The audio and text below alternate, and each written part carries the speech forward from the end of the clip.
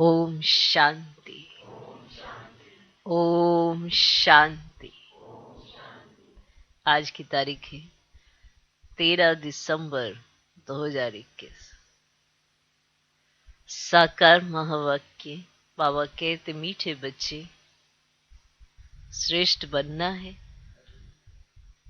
श्रेष्ठ बनना है तो श्रीमत पर पूरा पूरा चलो।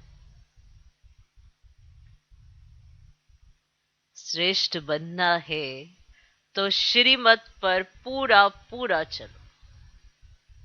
श्रीमत पर ना चलना ही सबसे बड़ी खामी है। श्रीमत पर ना चलना ही सबसे बड़ी खामी है।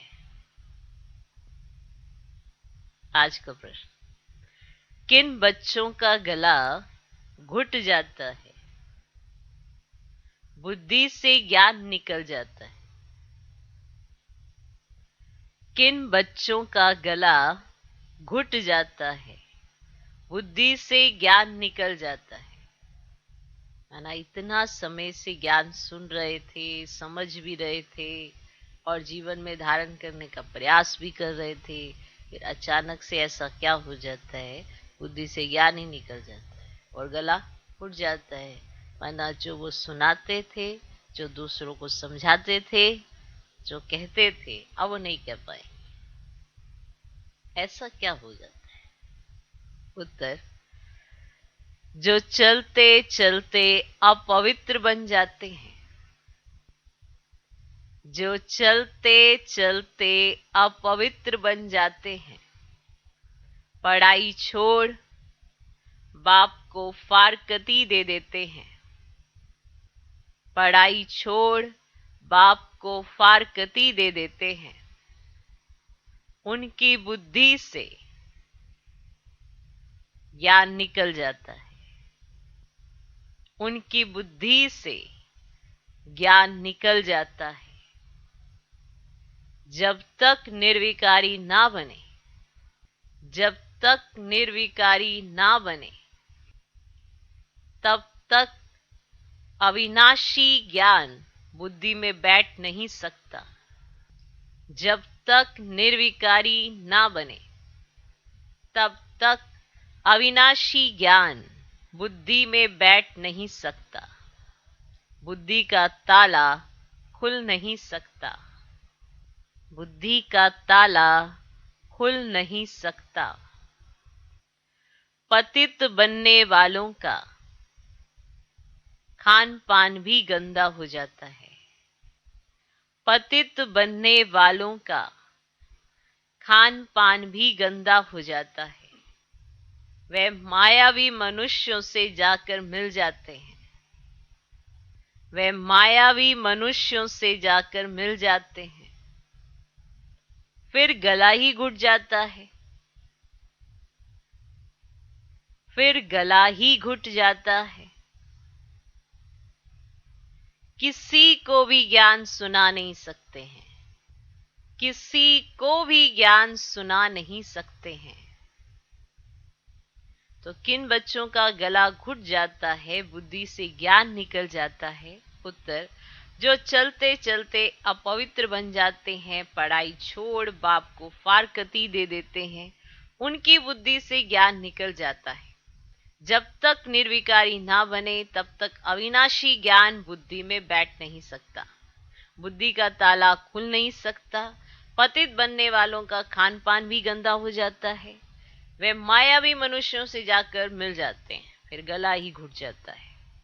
किसी को भी ज्ञान सुना नहीं सकते हैं। आज का गीत है, तुम्हें पाके हमने जहान पा लिया। ओम शांति। ये गीत कौन गा रहे हैं? ये गीत कौन गा रहे हैं? जिसने बाप से तीनों जहान की बादशाही ले ली है। आपसे जो कुछ मिला है उनको कोई हटा ना सके, है ना। जिसको ये अनुभव हो गया, जिसने ये ले ली है, तो वो ये कहेगा, बाबा आपसे जो कुछ मिला है उसको कोई हटा ना सके।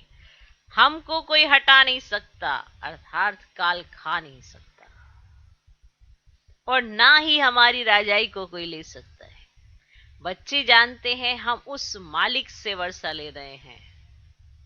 बाप को मालिक भी कहते हैं, लेकिन उस मालिक से क्या मिलता है कुछ भी पता नहीं। मालिक को कैसे हम याद करें, उनका नाम रूप क्या है कुछ भी पता नहीं। मालिक तो सृष्टि का मालिक ठहरा ना, वह हुआ रचयिता, हम हुई रचना। ऐसे ही है, बाबा रचते हैं वारिसों को अथवा बच्चों को, फिर उनको अपना मालिक बना देते हैं। बाबा ने रचा बच्चों को और फिर बाबा अपने बच्चों को अपना मालिक बना देते हैं। बच्चे फिर बाप के मालिक बन जाते हैं। बच्चे फिर बाप के मालिक बन जाते हैं। बच्चे कहते हैं मेरे बाप की जो जायदाद है ना, उनका मैं मालिक हूं। बाप तो ऐसे नहीं कहेंगे कि बच्चे की जायदाद का मैं मालिक हूं। ये बड़ी समझने की बातें हैं। सेंसिबल बच्चे ही समझ सकते हैं। बुद्धि साफ नहीं है तो उसमें रतन ठहर ना सके। जब देही अभिमानी हो तब रतन ठहर सके। देही अभिमानी होकर रहना है, अर्थात बाप से वर्षा लेना है, उस बाप को याद करना है। जैसे लौकिक बाप बच्चों को पैदा करते हैं तो बच्चे मालिक बन जाते हैं। बच्चे कहेंगे मेरा बाप, बाप कहेगा मेरे बच्चे, परंतु बच्चे के पास तो कुछ है नहीं। उनको तो बाप की मिल्कियत मिलती है। बाप कभी ऐसे नहीं कहेंगे कि बच्चे की मिल्कियत मेरी है। बाप नहीं कह सकता, बच्चा कहता है कि बाप की मिल्कियत मेरी है। देखो क्या बना हुआ है कि बाप नहीं कहेगा कि ये जो बच्चे की मिल्कियत है जो उसने बनाया वो मेरी प्रॉपर्टी है। नहीं, बच्चा जरूर कह देगा कि बाप ने जो बनाया ना वो मेरी मिल्कियत है ना वंडर। बाप समझते हैं बच्चे मेरी मिल्कियत के मालिक हैं। ये बड़ी धारणा युक्त बातें हैं। धारणा नहीं होती क्योंकि खामियां हैं। समझना चाहिए मेरे में बहुत खामियां है। नंबर 1 खामी है जो श्रीमत पर नहीं चलते हैं। मिली श्रीमत और फिर साथ के साथ ही भूल जाते हैं। ये नंबर 1 खामी है, जो श्रीमत पर नहीं चलते हैं। श्रीमत से ही श्रेष्ठ बनना है। अब श्रीमत ही हमें श्रेष्ठ बनाती है और श्रीमत पर ही नहीं चलते हैं। श्रीमत राजयोग सिखलाती है। श्री माना निराकार भगवान हुआच। इसलिए हम प्रश्न पूछते हैं कि ज्ञान सागर पतित पावन परम पिता परमात्मा से तुम्हारा क्या संबंध है। ये बहुत बड़े बड़े ना बोर्ड पर लिख देना चाहिए। परमात्मा है स्वर्ग का रचयिता, तो जिनका परमात्मा से संबंध होगा वे भी जरूर स्वर्ग के मालिक बन ही जाएंगे, है ना, क्योंकि वो तो पिता है तो उसकी सारी मिल्कियत बच्चे की। ये बात तो बहुत अच्छे समझ आती है। बाप आकर बच्चों को सलाम करते हैं, सलाम मालिकम बच्चे। बच्चे कहते हैं मालिकम सलाम। हम तो सिर्फ ब्रह्मांड का मालिक है, तुम ब्रह्मांड और विश्व दोनों के मालिक बनते हो। इसीलिए बाबा बच्चों को डबल सलाम करते। एक ही बेहद का बाप तुम्हारी कितनी निष्काम सेवा करते हैं। लौकिक बाप निष्काम नहीं होते। उनको आशा रहती है कि हम वानप्रस्थ अवस्था में जाएंगे तो बच्चे हमारी सेवा करें, है ना। उनको ऐसी रहती है ना कि हम जब वानप्रस्थ अवस्था में जाएं तो बच्चे हमारी सेवा करेंगे। असल ये कायदा था, बच्चे बाप की सेवा करते थे। आजकल तो पैसे उड़ा देते हैं। तुम बच्चे जानते हो हमको ऐसी बादशाही मिलती है बाप से। लक्ष्मी नारायण के लिए भी लिखो कि इन्हों को जानते हो, इन्हों को ये स्वर्ग की बादशाही किसने दी, तो जरूर स्वर्ग स्थापन करने वाला ही देगा। अब पुरानी दुनिया हो तब तो नई दुनिया स्थापन करेंगे। तो लक्ष्मी नारायण ने यह वर्षा पाया श्रीमत पर चलने से। कैसे पाया? श्रीमत पर चलने से। अब श्रीमत राजयोग और सहज ज्ञान सिखलाती है। जिनको समझाते हैं वे राजा बन जाते हैं। अब पहले नंबर में श्री कृष्ण, उसने ऐसा क्या कर्म किया जो अपने मां बाप से भी जास्ती मर्तबा पाया। बच्चे का नाम है, मां बाप का नाम नहीं है। तो जिस हिसाब से माना श्री कृष्ण का नाम है, उनके माता पिता का भी नाम होना चाहिए। पर माता पिता का इतना नाम नहीं है, क्योंकि कर्म किसने किया? बच्चे ने। श्री कृष्ण की आत्मा ने वो कर्म किया ना, जो परमात्मा ने सिखाया। उन्होंने किया, इसका फल उन्हों को वो संतान मिली। ठीक। लेकिन जो इन्होंने कर्म किया, तो नाम भी तो इनका ही बाला है ना। तो हर कोई आत्मा ये सोचती है ना कि मैं अपना क्या कर रहा हूं, क्या पुरुषार्थ कर रहा हूं, क्या नहीं कर रहा हूं, मुझे क्या। लेकिन हर एक आत्मा जो अपना पुरुषार्थ करती है, प्राप्ति वो खुद ही आत्मा पाती है। कोई किसी की जगह नहीं कर सकता। ठीक। तो पहले नंबर में श्री कृष्ण, उसने ऐसा क्या कर्म किया जो अपने मां बाप से भी जास्ती मर्तबा पाया। वे महाराजा महारानी कहां थे जिनके पास श्री कृष्ण का जन्म हुआ? जब तक निर्विकारी होकर नहीं रहेंगे, तब तक अविनाशी ज्ञान बुद्धि में बैठ नहीं सकता। बुद्धि का ताला खुलता ही तब है जब पवित्र रहते हैं। बुद्धि खुली रहती है, कैचिंग पावर बहुत तेज होती है पवित्रता के आधार। अपवित्र बनने से सब बुद्धि से निकल जाएगा। बहुत बच्चे फारकती दे देते हैं, माना बाबा को छोड़ देते हैं, पढ़ाई को ही छोड़ देते हैं। माना जिसका आधार ले आप परमात्मा को समझेंगे, वो आधार ही आपने छोड़ दिया। आपको कैसे पता चलेगा बाप क्या है? मुरली तो आधार है ना, ये पढ़ाई तो आधार है ना, कि आप परमात्मा को जानेंगे, पहचानेंगे, समझेंगे, उसका कहना मानेंगे।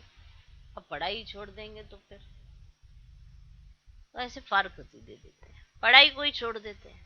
वह फिर कभी किसको ज्ञान सुना ना सके, पतित बन जाते, खान पान भी गंदा खाते, मायावी मनुष्य से जाकर मिलते हैं। फिर वो जितने भी माना दे दे की दुनिया वाले वो लोग, उन्हों के साथ ही भाईचारा रखते हैं, उन्हीं के साथ उठना बैठना, टू मच उसी बातों में जाते हैं। तो परमात्मा की बात जो है वो कहां से याद रहे? बुद्धि से खिसक जाती है, उनके गले घुट जाते हैं। ये बात भी शास्त्रों में है, इस पर एक दृष्टांत भी बना हुआ है। वृंदावन में रास शादी होती थी, मना कर देते थे, किसको सुनाएंगे तो गला घुट जाए, आवाज चली जाए।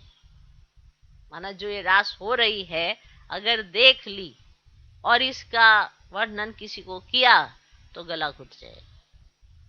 और अगर देखकर फिर वो ऐसे कई किस्से उन्होंने देखे, तो इस पे ऐसे बनाया हुआ है। अब है ये ज्ञान की बात। माना जो परमात्मा सुनाते हैं वो तो सुनाया तो ठीक है, लेकिन अगर अपने मन बुद्धि में टू मच दे अभिमान लेकर फिर दूसरों को बांटने चले, तो ज्ञान नहीं सुना सकते, गलाई उड़ जाएगी। है ये ज्ञान की बात।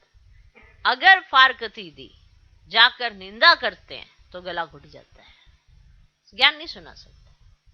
कहते हैं ना, सतगुरु का निंदक हो ना पाए। बाप कहते हैं, सृष्टि जब पतित पुरानी हो जाती है तब मैं आता हूं।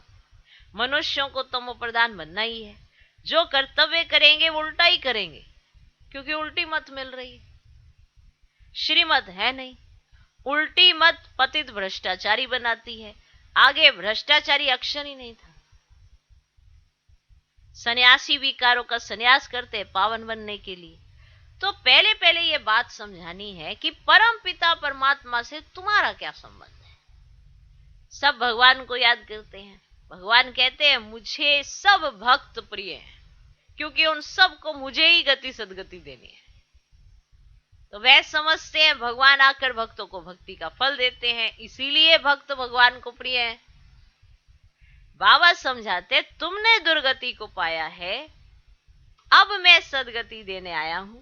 भक्ति के बाद भगवान को आना है जरूर, मुझे तुमको ही पहले भक्ति का फल देना पड़ता है, और तो शुरू से लेकर मेरे भक्त है नहीं, तो तुम्हें ही देना पड़ता है। तुम शुरू से भक्त बनते हो तो तुम्हें ही भक्ति का फल देना पड़ता है, और तो मेरे शुरू के भक्त तो है नहीं, वे तो अनेकों की भक्ति करते हैं।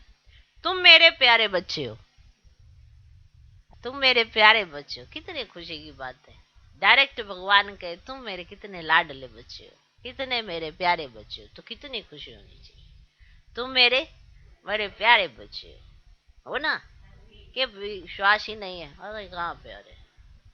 चलो ऐसे तो नहीं है ना, क्या हो, बच्चे तो हो पर बड़े प्यारे बच्चे हो। क्या हो, चलो थोड़ा अनुभव कर लो, प्यारे बच्चे हो, तुम मेरे बड़े प्यारे बच्चे हो। तो मालिक थे, फिर रावण ने ना, माया रावण ने तुम पर जीत पा ली, और फिर भक्ति शुरू हो गई। ये भी ड्रामा है। मैं तो सबकी सदगति करता हूँ। अब तुम मेरी मत पर चलते हो ना, मत देने के लिए जरूर मुझे आना पड़ता है, आना पड़ता है ना, नहीं तो मैं कैसे सदगति का रास्ता बताऊं। तो मैं इस पहले नंबर के भक्त, ये पहले नंबर का भक्त है, माना पूरे विश्व में सबसे पहला भक्त, इन्होंने भक्ति शुरू करी। तो मैं इस पहले नंबर के भक्त के तन में आता हूं। पहले नंबर का भक्त है, यह है नंदीगण। शिव के मंदिर में सामने नंदीगण रखते हैं ना, तो उसके कान में ना ऐसे कहते इसको सुनाएंगे तो डायरेक्ट वहां तक जाएगी आवाज। तो शिव के मंदिर के सामने नंदीगण रखते हैं। अब विचार करो, चलो विचार करो, परम पिता परमात्मा बैल के तन में तो नहीं आएगा, बताओ, बैल के तन में तो नहीं आएगा। राजयोग बैल द्वारा कैसे सीखना है?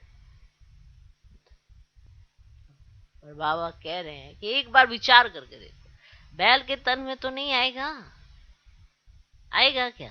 राजयोग बैल द्वारा कैसे सीख लाएगा? ज्ञान सागर बैल में प्रवेश करेंगे क्या? अभी तुम ज्ञानवान बनते हो, श्रीमत पर चलकर लक्ष्मी नारायण सूर्यवंशी राजा रानी बन रहे हो। उस राजधानी को कोई हमसे छीन ना सके, ना कोई तूफान लग सके। तो हम अमरपुरी के मालिक बनते हैं ना, यह मृत्यु लोग है। अमरनाथ बाबा ही काल पर जीत पहनाने वाला है, उनका पार्ट अलग है। तुम सब पार्वतियां हो, सुन रहे हो? कौन हो? पार्वतियां हो। मैं अमरनाथ हूं, मैं अमरनाथ हूं। हम कभी जन्म मरण में नहीं आते। अमरपुरी स्वर्ग का मालिक तुमको बनाता हूं। अब भारतवासियों को वैकुंठ तो बहुत प्यारा लगता है, कहते हैं फलाना वैकुंठवासी हो। अब वैकुंठ सचमुच तो सत्युग में होगा। अब जब सत्युग है तो पुनर्जन्म भी सत्युग में होते हैं, फिर त्रेता में आते हैं तो पुनर्जन्म भी जो होते हैं वो त्रेता में ही लेते हैं, फिर द्वापर में आते हैं तो पुनर्जन्म भी द्वापर में ही लेते हैं। परंतु ऐसे थोड़ी हो सकता है जो मरेंगे कलयुग में और पुनर्जन्म सत्युग में लेंगे। मना आंख खुली तो सीधा सत्युग ही दिखाई देगा, ऐसे कैसे हो सकता है? अभी कलयुग चल रहा है ना, तो जन्म भी तो फिर वो कलयुग में ही लेंगे। तो स्वर्ग में जन्म लेते रहें, इसका मदार है पढ़ाई पर, कि कितना उन्होंने ज्ञान अर्जित किया, कितना जीवन में लाए, कितना परमात्मा महावाक्यों का मूल्य समझा, तभी तो वो सत्युग में जन्म लेंगे। तो बाप कहते मैं तुमको सृष्टि का मालिक बनाता हूं, मैं निष्कामी हूं। हम विश्व का मालिक नहीं बनते। तुम स्वर्ग में जाते हो तो मैं विश्रामी हो जाता हूं, मैं चक्र में नहीं आता हूं। इस ईश्वरीय जन्म के बाद तुम दैवी गोद में जन्म लेंगे। अभी तुम जन्म जन्मांतर आसुरी गोद में जन्म लेते हो, भ्रष्टाचारी बन पड़े हो। अब सत्युग में सब श्रेष्ठाचारी होते हैं, अब तुम श्रीमत से श्रेष्ठाचारी बन रहे हो, वहां विष होता ही नहीं। यहाँ भल सन्यासी हैं, परंतु जन्म तो विकारों से ही लेते हैं ना। अब सत्युग में विकारों से जन्म नहीं होता है, नहीं तो उन्हों को संपूर्ण निर्विकारी कह ना सके। वहां माया होती ही नहीं। परंतु ये बातें भी जब किसकी बुद्धि में बैठे। अब बाबा कहते बच्चे तुमको घर जाना है, जाने जाने, फिर स्वर्ग में आकर राज्य करना है। आत्माएं परम धाम से आती हैं पाठ बजाने, फिर जब तक पतित पावन आकर लिबरेट ना करे तब तक एक भी जा नहीं सकता। कपोड़ा मारते रहते हैं, फलाना पार निर्वाण गया। तो बाप आकर सब बातें अच्छी रीति समझाते हैं। तो पहले पहले समझाओ परम पिता परमात्मा से तुम्हारा क्या संबंध है। दूसरे किसको यह प्रश्न पूछने आएगा ही नहीं। आएगा तो तुम कल्प कल्प पत्थर बुद्धि से पारस बुद्धि और पारस बुद्धि से पत्थर बुद्धि बनते आए। अब यह तो अच्छी रीति समझाया जाता है ना। परंतु जबकि निश्चय बैठे तो बरोबर शिव बाबा के हम बच्चे हैं, हैं? तो बाबा कहते मैं आया हूं तुमको सुखधाम ले चलने। चलेंगे चलेंगे। तो वहां यह विष नहीं मिलेगा। मूल बात ही पवित्रता की है। जो कल पहले रहे थे वही अब भी रह सकते हैं। बहुत बच्चियां लिखती है बाबा पता नहीं कब बंधन टूटेगा, युक्ति बताओ बाबा, कब यह बंधन टूटेगा, युक्ति बताओ। बाबा कहते बच्चे बंधन टूटेगा अपने टाइम पर।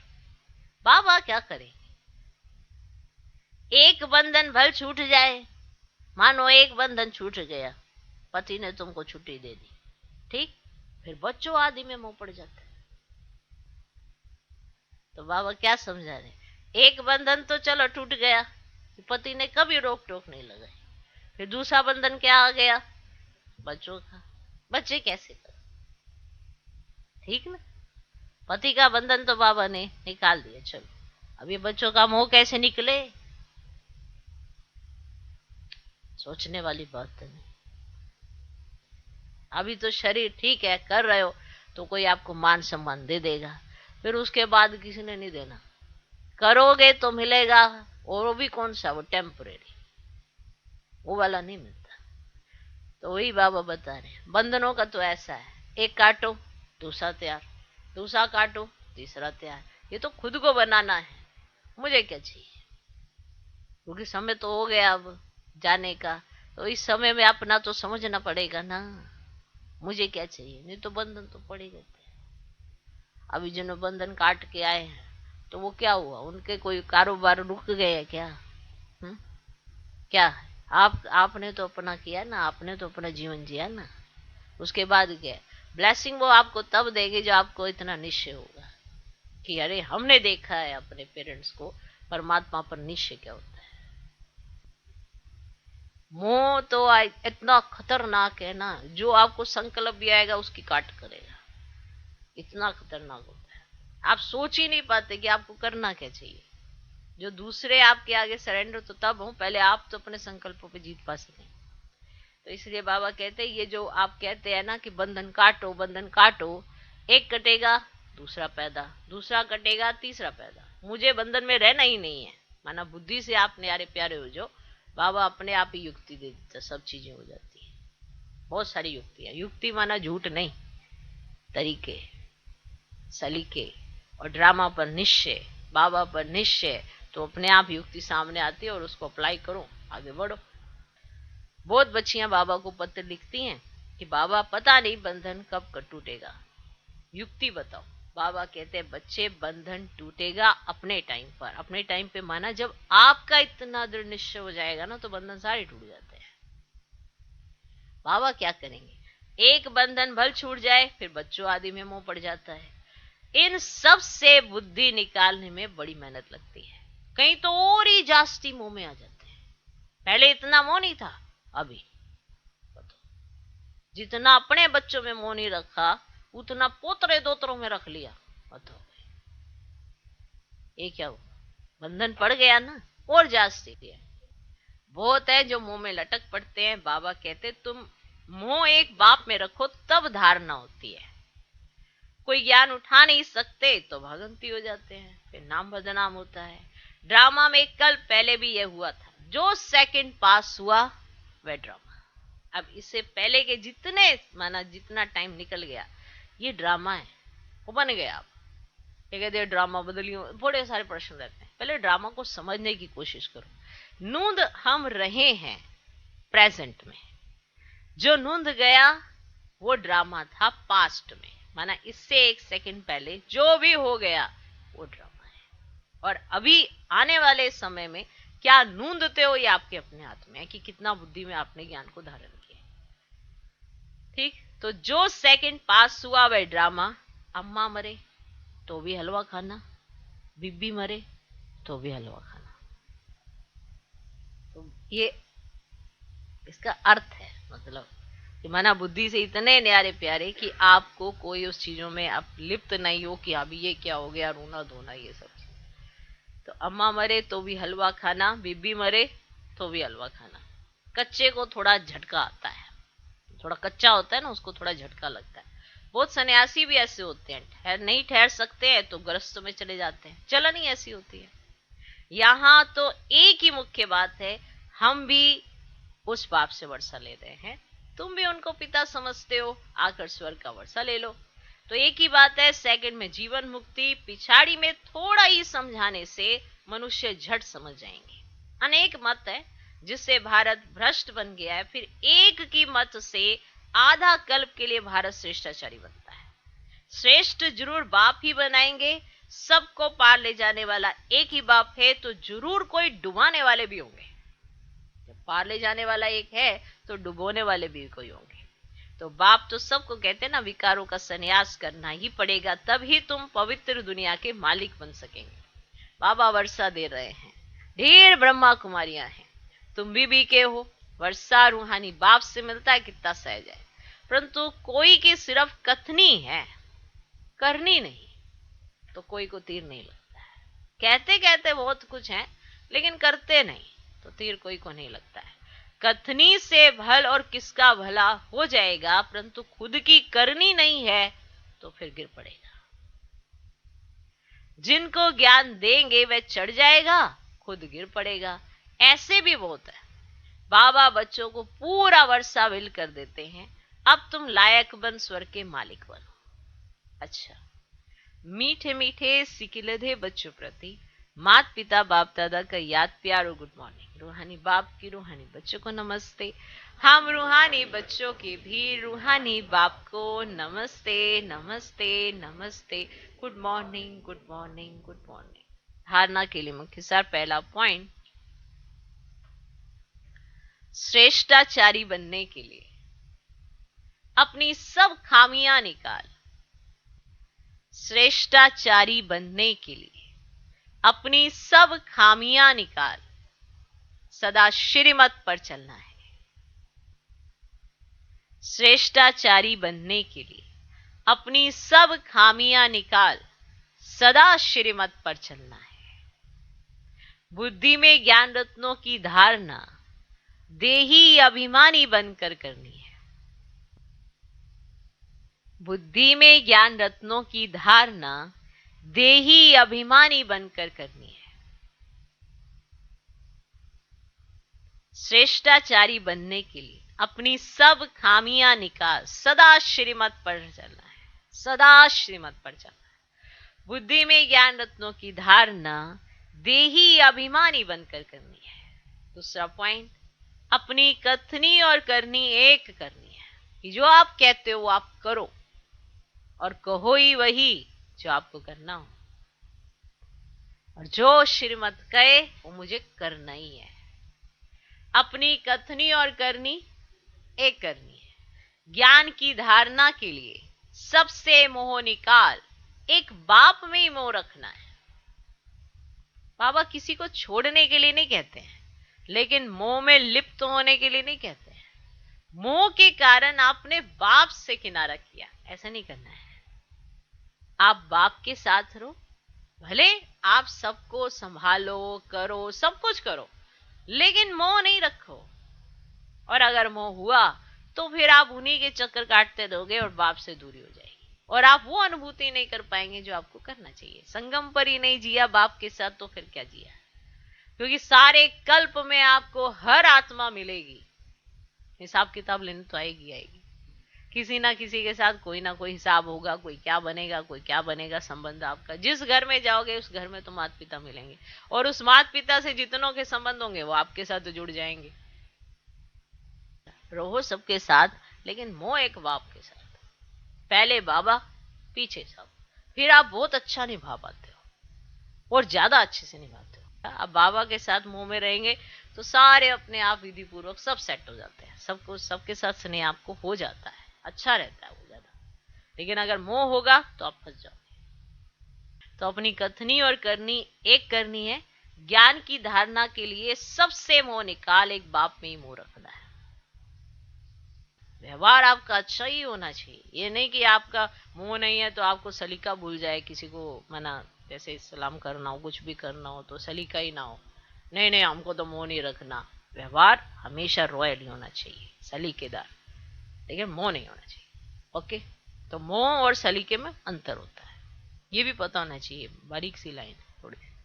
आज का वरदान, बाप दादा के साथ द्वारा माया को दूर से मूर्छित करने वाले। बाप दादा के साथ द्वारा माया को दूर से मूर्छित करने वाले, मतलब पता है यहां से माया आने वाली है, सब अनुभवी हो चुके हैं ना, पता होता है कि कहां कहां से माया आएगी। तो बाप दादा के साथ द्वारा माया को दूर से मूर्छित करने वाले, माया जीत जगत जीत भाव। बाप दादा के साथ द्वारा माया को दूर से मूर्छित करने वाले, माया जीत जगत जीत भव। जैसे बाप के स्नेही बने हो, ऐसे बाप को साथी बनो तो माया दूर से मूर्छित हो जाएगी। शुरू शुरू का जो वायदा है, तुम्ही से खाऊं, तुम्ही से बैठूं, तुम्ही से रूह को रिझाऊं, तुम्ही से रूह को रिझाऊं, माना मेरे जो दिल पसंदी जो भी चीजें हो ना, वो मैं बाप के द्वारा ही वो करूं। तुम्ही से रूह को रिझाऊं, इसी वायदे पर मान सारी दिनचर्या में हर कार्य बाप के साथ करो तो माया डिस्टर्ब कर नहीं सकती, उसका डिस्ट्रक्शन हो जाएगा, खत्म हो जाएगी माया। तो साथी को सदा साथ रखो, साथ की शक्ति से व मिलन में मगन रहने से माया जीत जगत जीत बन जाएंगे। आज का स्लोगन, अपनी ऊंची वृत्ति से,